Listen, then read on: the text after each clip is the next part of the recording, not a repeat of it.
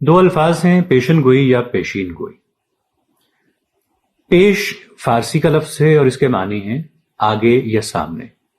اس لیے جب کسی کے آگے یا سامنے کوئی چیز رکھتے ہیں تو اسے پیش کرنا کہتے ہیں۔ اسی سے پیش خدمت، پیش نظر یعنی نظر کے سامنے، اسی طرح سے پیش قدمی یعنی قدم آگے بڑھانے کا عمل، ایسی تراکیب بنی۔ پیش امام میں بھی یہی پیش یعنی آگے ہے، کیونکہ وہ نماز میں سب سے آگے کھڑا ہوتا ہے۔ اسی طرح پیش بینی کے معنی ہے پہلے سے کسی چیز کو دیکھ لینا، اس کا اندازہ لگا لینا۔ تو اس کا مطلب ہے دور اندیشی یا آنے والے حالات کا پہلے سے اندازہ کر لینا۔ پیشکش کی ترکیب بھی، جسے ملا کر یعنی پیشکش لکھا جاتا ہے، اسی لفظ پیش سے بنی ہے۔ گویا پیش کا لفظ آگے یا سامنے یا پہلے کے معنی میں استعمال ہوتا ہے۔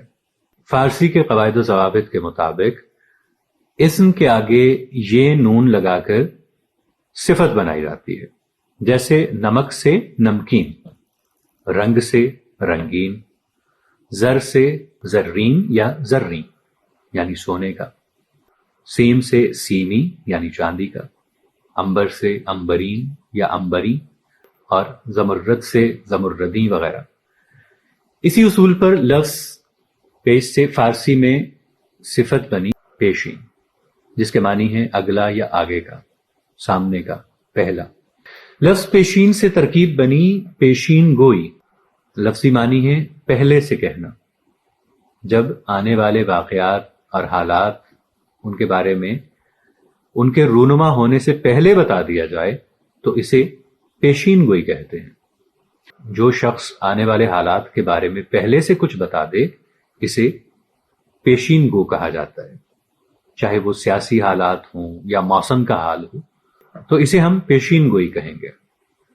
کچھ لغات مثلا علمی اردو لغت نے، اس کے علاوہ اردو لغت بورڈ نے بھی پیشین گوئی کے ساتھ پیش گوئی کو بھی انہی معنوں میں درج کیا ہے، اور یہ درست بھی ہے کیونکہ اردو میں ان معنوں میں پیش گوئی کی ترکیب بھی استعمال کی جاتی ہے اور اس کی کئی اسناد بھی ملتی ہے۔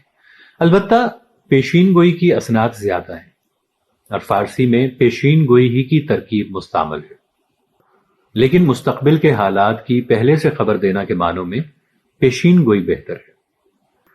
وحید الدین سلیم نے بھی اپنی کتاب وضع اصطلاحات میں پیش اور پیشین کے ساتھ پیشین گو اور پیشین گوئی کی تراکیب لکھی ہیں۔ البتہ آج کل ٹی وی پر خبریں پڑھنے والے بعض افراد اسے پیشن گوئی بولتے ہیں۔ مثلا محکمہ موسمیات نے بارش کی پیشن گوئی کی ہے، یعنی نہ کہ پیش اور نہ پیشین بلکہ ایک نیا خود ساختہ لفظ پیشن گوئی۔ پیشن گوئی تو یہ پیشن گوئی غلط ہے، پیش گوئی یا پیشین گوئی درست الفاظ ہے۔ ملیں گے نئی ویڈیو کے ساتھ، تب تک کے لیے اللہ نگہبان۔